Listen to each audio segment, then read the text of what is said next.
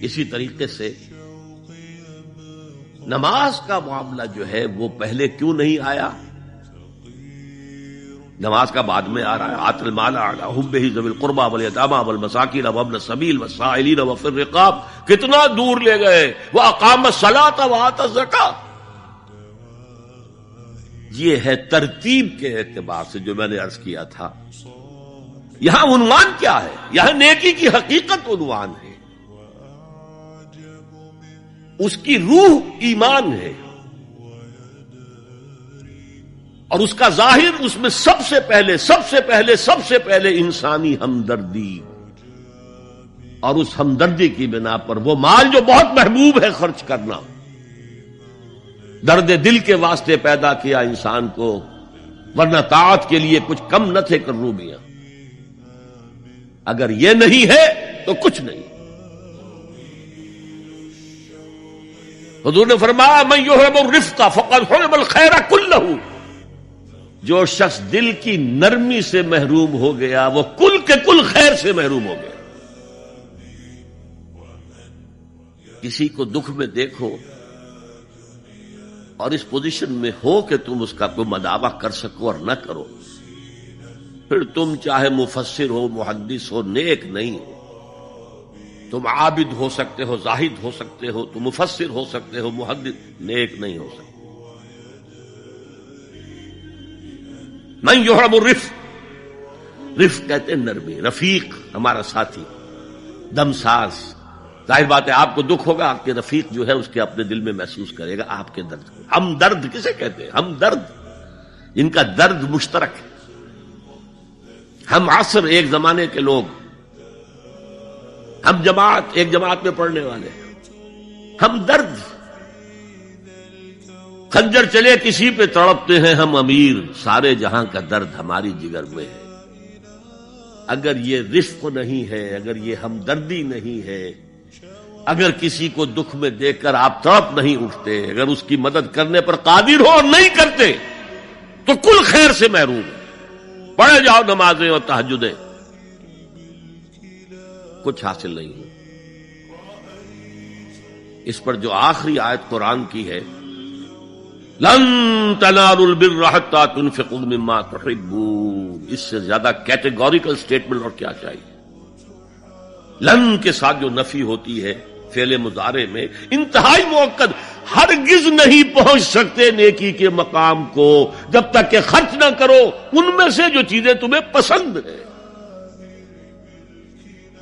تمیز پھٹ گئی ہے، بوسیدہ دے دو کسی کو، یہ نہیں ہے خیرات و صدقات، بلکہ جو تمہیں محبوب ہو. لن تنالوا البر، بر کے مقام تک نہیں پہنچ سکتے. پھر میں کہہ رہا ہوں عابد ہو سکتے ہو، زاہد ہو سکتے ہو، علم کا معاملہ ہے، محدث ہو سکتے ہو، مفسر ہو سکتے ہو، فقیہ ہو سکتے ہو، مفتی ہو سکتے ہو، سب کچھ ہو سکتے ہو. قرآن مجید کی روح سے نیک نہیں کہلا سکتے. وآت المال علی حبہ. اب اس میں جو ترتیب میں نے کہا تھا، الاقرب فالاقرب، الاقرب فالاقرب، سب سے پہلے ذوی القربیٰ. اور اس میں اکثر و بیشتر ہم سے کوتاہی ہوتی. دور دراز کے لوگوں کے ساتھ نیکی ہو رہی ہے. سگے بھائی کی بیوہ اور یتیم بچے جو ہیں وہ محروم ہیں. انہوں نے اس وقت یہ کر دیا تھا، یہ کر دیا تھا. ظاہر بات ہے کہ رشتہ داروں سے تو شکایتیں ہوتی ہیں. یہ تو ہمیشہ ہمارے مخالف رہے جی، ان کی ہم کیسے مدد کریں. اگر تو اللہ کے لیے دینا ہے تو پہلا حق ان کا.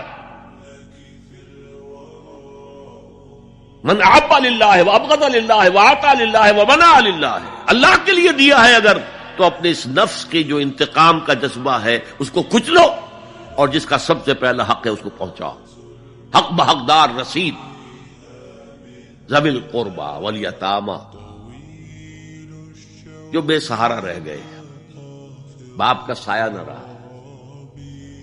والمساکین، مساکین کسے کہتے ہیں؟ مسکنت کہتے ہیں کم ہمتی. آپ کو معلوم ہے آج کل ایک مرض کہلاتا ہے نیورستھینیا. آدمی دیکھنے میں ہٹا کٹا ہے، صحت مند ہے، لیکن اندر سے اس کی کوئی ہمت ایسے جواب دے گئی ہے کچھ کر ہی نہیں سکتا. وہ ہے مسکین. اسی لیے جو فرمایا گیا یہودیوں کے لیے ضربت علیہم الذلۃ والمسکنہ، ذلت کے معنی بھی کمزوری اور مسکنت کم ہمت ختم ہو گئی. تو جو اپنے پاؤں پر نہیں کھڑا رہ سکتا اس وجہ سے کہ اس میں وہ ہمت کم ہو گئی ہے، وہ بھی مستحق ہے. وابن السبیل اور مسافر. پرانے زمانے میں آپ کو معلوم ہے نہ سرائیں تھیں، نہ کچھ اور تھا، نہ ہوٹل تھے. پھر اگر کہیں راستے میں چوری ہو گئی، ڈاکہ پڑ گیا، تو آدمی جو ہے گھر میں خود ہے، کفیل ہے، اچھا ہے. اس وقت کی حالت ایسی ہو گئی. ہمارے ہاں بیگرز نے اسی کو ایک بہت بڑا بہانہ بنایا ہوا، جی میں آیا تھا وہاں سے اور یہاں سے اور میری جیب کٹ گئی، سب کچھ چلا گیا، اب مجھے واپس جانے کے لیے کرایہ چاہیے. اکثر و بیشتر جھوٹے کیسز ہوتے ہیں. اگر آپ کسی کو پکڑ لیں اور ساتھ لے کر کہیں تحقیق کراؤ تو وہ بھاگ جائے گا، پھر نہیں آئے گا اس مسجد میں. لیکن یہ کہ ابن السبیل یہ بھی ایک کھاتا ہے. والسائلین، یہ ذرا تفصیل طلب معاملہ ہے. اسلام کی تعلیم بڑی متوازن ہے. ایک طرف سوال کی مذمت ہے، مت اپنا دستے سوال دراز کرو کسی کے سامنے. جو شخص ہاتھ پھیلاتا ہے مانگنے کے لیے، وہ اپنی عزت نفس کو ہتھیلی پر رکھ کر آپ کے سامنے پیش کر رہا ہے، اور آپ ٹھوکر مار دیتے ہیں اس کی عزت نفس کو. مانگو اللہ سے. اللہ کسی کے دل میں ڈالے تمہاری ضرورت پوری کر سکتا ہے، بغیر اس کے کہ تم کسی کے سامنے دستے سوال دراز کرو. تو سخت مذمت ہے.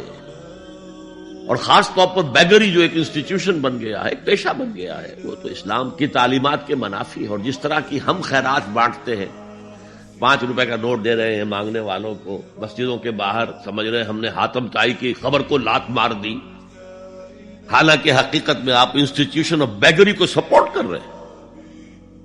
کسی ایک کو لے لو، آؤ چلو مجھے اپنا گھر دکھاؤ، مجھے بتاؤ تم واقعی اس قابل ہو یا نہیں ہو، اور پھر اس کی مدد کریں، لمسم کریں. پھر وہ 5 روپے نہیں ایسی دیں کہ وہ کچھ اپنے پاؤں پر کھڑا ہو سکے. میں نے 1 روپیہ نہیں کہا کہ 1 روپیہ تو اب کوئی شے نہیں رہی، لیکن یہ کہ 5 روپے کا نوٹ بھی آپ نے تقسیم کرنے شروع کر دیے، یہ کیا ہے؟ والسائلین وفی الرقاب. لیکن دوسری طرف سائل کو جھڑکنا نہیں ہے. اما سائل فلا تنہر، جھڑکو نہیں. اچھا بھائی نہیں، معاف کرو میرے پاس اس وقت آپ کی مدد کے درمیان اصل میں معاملہ ہونا چاہیے. بلکہ یہاں تک بھی فرمایا سائل کو ضرور دو، چاہے وہ گھوڑے پر سوار ہو کر تمہارے دروازے پہ آیا. کیا پتا اس کی واقعی الجھن کیا ہے. تو سوال کی مذمت اور سائل کو جھڑکنے کی ممانعت. حتی الامکان خالی ہاتھ نہ لوٹاؤ. اس نے اپنی عزت نفس اپنی ہتھیلی پر رکھ کر تمہاری سامنے پیش کر دیا، اسے ٹھوکر نہ مارو. لیکن جیسا کہ میں نے عرض کیا، یہ انسٹیٹیوشن آف بیگری جو ہے یہ ایک علیحدہ شے ہے، بالکل اس کا اس سے کوئی تعلق نہ سمجھیے. وفی الرقاب،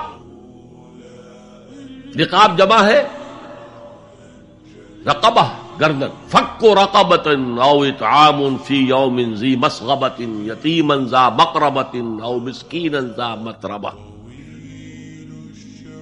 فک رقبۃ، کسی کی گردن چھڑا دینا. اس وقت سب سے بڑی ایپلیکیشن اس کی تھی غلاموں کو، کنیزوں کو اپنے پیسے سے خرید کر آزاد کر دینا. بہت بڑی نیکی، بہت بڑی نیکی.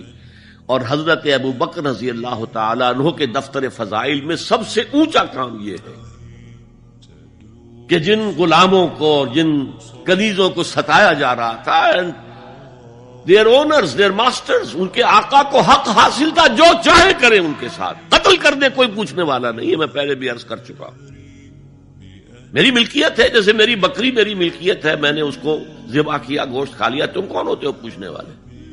میرا غلام تھا، میں نے قتل کر دیا، تم کون ہو پوچھنے والے؟